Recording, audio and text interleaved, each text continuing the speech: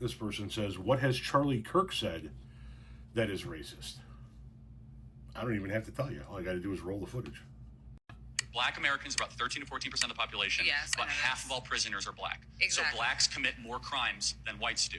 They commit more murders, they commit more arsons, they commit more kidnappings. For example, blacks are 13% of the population and they commit 58% of all the murders. Okay, let's talk about it. These are obviously racist claims, but I will respond to them as if Charlie Kirk were a reasonable person. Black Americans are about 13 to 14% of the population. Yes, about half of all prisoners are black. Wrong. Just 38% of America's prison population is black. That's according to the U.S. government. But it makes you wonder why Charlie feels the need to add an additional 12% to the black prison population. Could it be because his bigoted talking points only work if he exaggerates them? If Charlie were actually looking for the race that makes up half the prison population in the U.S., he'd look no further than white people at 57%. Exactly. So blacks commit more crimes than whites do. Wrong. The word "so" is doing a lot of heavy lifting in that sentence. Exactly. So blacks commit more crimes. He's saying "so" as in therefore, as in one could conclude, but Charlie knows he's lying. Even if he hadn't just lied about the black prison population, Charlie is smart enough to know that correlation does not equal causation, but he's hoping that you don't know that. So he deploys the word "so" to make you think he's coming to an obvious conclusion. Exactly. So blacks instead, he's making an illogical, racist leap. Charlie knows that we don't have usable data about who commits crimes. It's impossible to have that data since so many crimes go both unreported and or unsolved. Charlie knows that we only have data about arrests and convictions. I'll come back to that data in a moment. What's painfully obvious is that Charlie Kirk isn't interested in understanding the statistics he so carelessly misquotes. He's interested in making bad faith arguments, something that becomes even more obvious in his next point. Blacks are 13% of the population and they commit 58% of all the murders. Wrong again,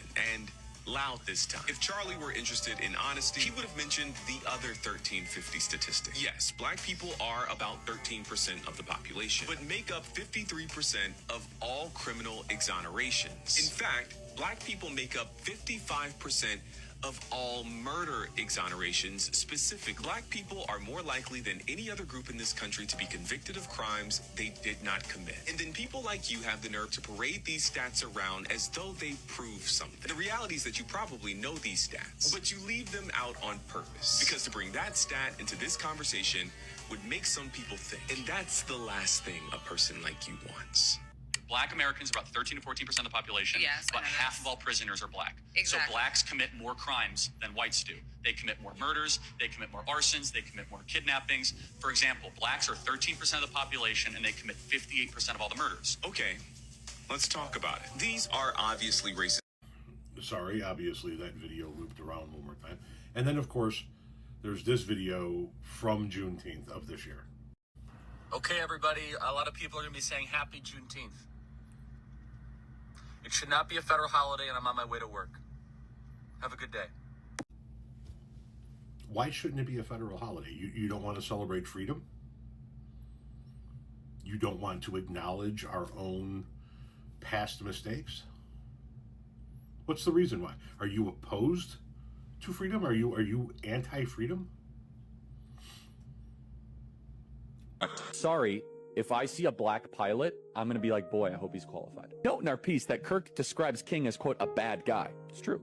And Kirk self-described very, very radical view that the country made a mistake when it passed the Civil Rights Act. Also true.